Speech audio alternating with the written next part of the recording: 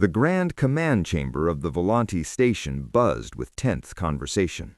High Commander Zorath stood rigid in the center, his gray skin darker than usual, a sign of sleepless nights and unspoken worry. Around him, dozens of officers gestured frantically at holographic displays, red sectors spreading across star charts like a creeping plague.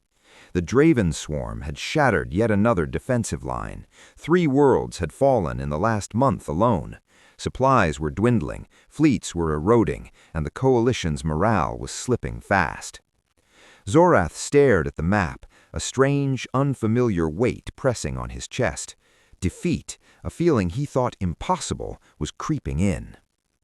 The great chamber doors hissed open. Ambassador Thyrus stepped in, her pale blue skin glowing faintly under the lights, golden eyes sharp and calculating. Small for a Volante, she carried herself with quiet confidence. She had been away for almost a year, chasing what most had dismissed as myth. She had sought a legend. "Commander," she said, her voice cutting through the chaos, "I have returned." Zorath turned, a mix of skepticism and hope in his gaze. "Ambassador, I trust your search for fairy tales yielded results?" The room fell silent.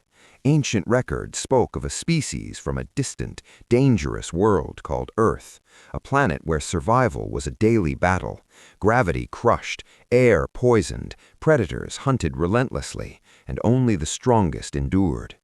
Legends whispered of humans who could endure wounds that would kill any other species, who could run tirelessly, who felt pain but never surrendered, and who could form bonds even with those who opposed them. Earth had vanished from star charts millennia ago, and most dismissed the tales as children's stories or religious fables. "They are real," Thyrus said simply. "I found Earth, and they are coming." The room froze. Zorath stepped closer, disbelief in every line of his face. "You mean to tell me these monsters from old tales are alive? That Earth's legends are true?" "See for yourself," Thyrus replied. "They will arrive within the hour." Zorath wanted to laugh, to dismiss the claim. Yet desperation has a way of forcing even the most rational leaders to consider the impossible. An hour later, a small angular ship approached the station, marked with strange symbols and clearly foreign design. It requested docking permission, and Zorath granted it with a mixture of curiosity and caution. Senior officers accompanied him to the docking bay, prepared to face horrors imagined from myth. Instead, they saw humans, small, upright, unarmored, soft-skinned beings with hair on their heads, wearing simple uniforms and carrying primitive-looking weapons. At the front stood a man, not imposing, not fearsome, calm brown eyes observing his surroundings. "I am Commander Sam Carter.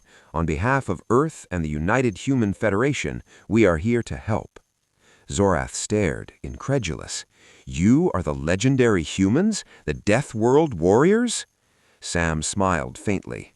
"We may not appear as expected, High Commander, but we are exactly what this war requires."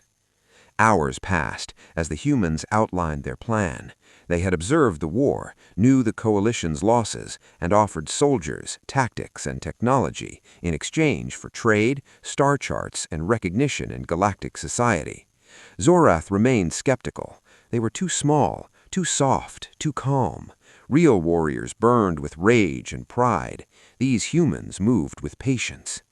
"Very well," he said at last. "You will garrison Bathara, safe from the front lines, until you learn war."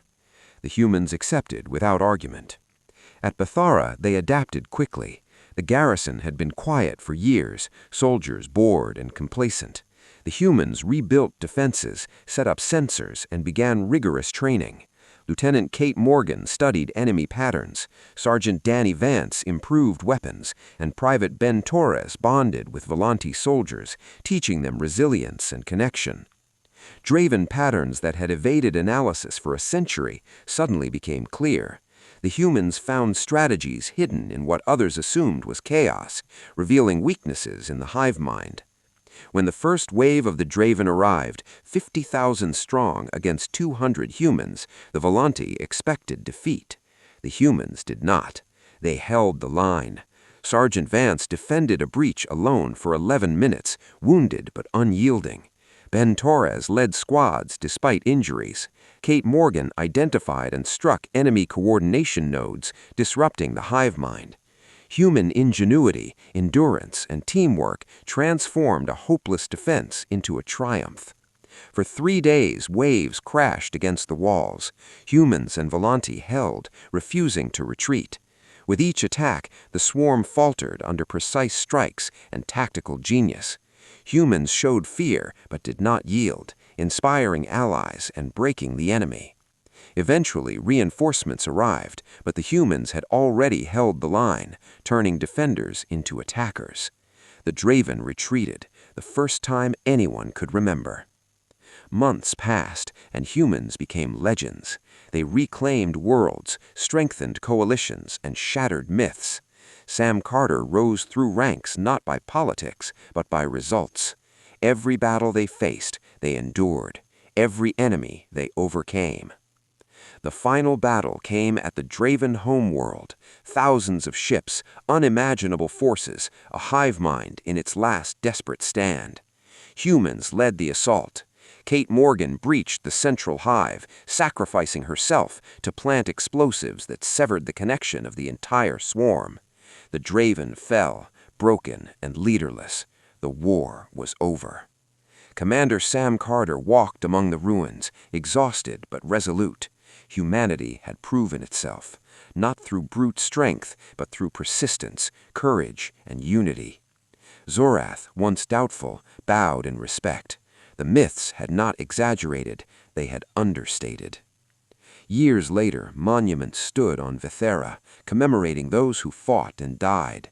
Ambassador Thyrus watched children learn the stories, remembering the small blue world that once seemed insignificant. Sam Carter, now humanity's ambassador, stood beside her. "What do you think we are?" he asked. Thyrus considered. "You are everything the legends said. Unbreakable warriors, unstoppable survivors, loyal friends. You are human." Sam looked up at the alien stars, calm and certain. Surrounded by friends, humanity had finally returned to their place in the galaxy, and they would never,